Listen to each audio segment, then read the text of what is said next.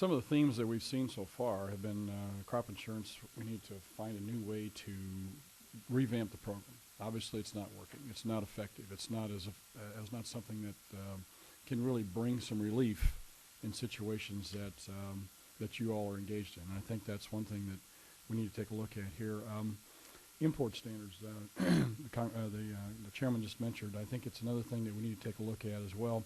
And perhaps, Mr. Chairman, excuse me, we need to take a look at maybe doing a report of our findings here today to submit to the different other folks who would be involved in these things, or have further hearings that we can develop some of these things. So I think these gentlemen here today have really pointed out some problems with specialty crops that I think that need to be addressed.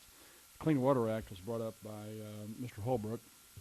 We had a hearing on that, I think last week in our full committee, and it's a huge issue in my district from the standpoint that I have a lot of crop, a lot of livestock production in my district, and it just causes all kinds of problems. So what are your concerns with that, sir? I know you mentioned in your testimony. I'd like to see you follow up with some information on that. Thank you. My concern with the Clean Water Act is it requires certain buffer areas. In western North Carolina, my average field is like 4 acres. I've got them, I got 8 different fields, and all of them join waterways.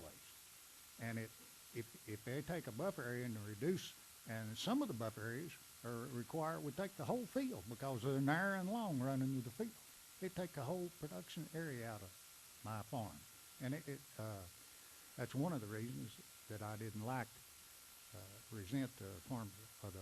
Do you have any problems with runoff into your water areas? For instance, the herbicides or pesticides or fertilizers that you use. Is there a problem with that?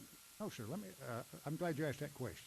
I'm a member of the Haywood Waterways Association, which is a non-profit organization in our county that watches the water quality.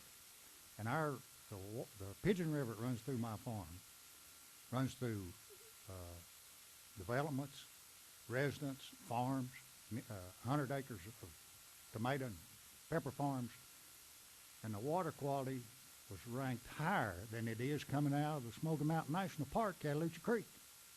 So we're doing a good job. And most of our land is flat.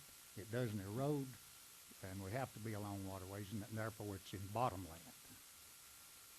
Very good. Mr. Barnwell, what about you?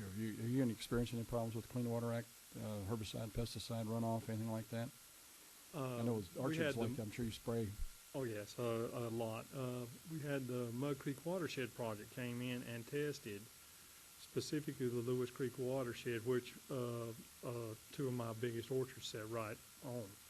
And the reason is it's got the most apple acreage of any watershed in Henderson County. And I cooperated with them. I told them what I was spraying with and let them test below my orchard. That went on for about 1.5 years, and they stopped the thing before they wrote their conclusions because they couldn't find anything. Then they came back another year later with their findings, and unfortunately they didn't use good scientific method. They had formed their conclusion and didn't have the details to work it up, and they were funded by the Clean Water Trust in North Carolina.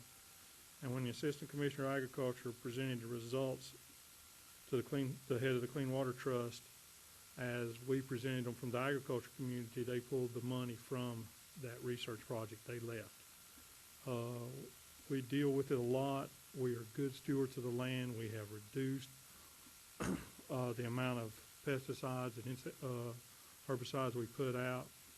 We have scouts that trap our orchards, so we only spray with what we need to. I use a computerized spray that uses sonar, reads the shape of the tree, and turns it off where there are spaces in the orchard or spaces where there's no limbs.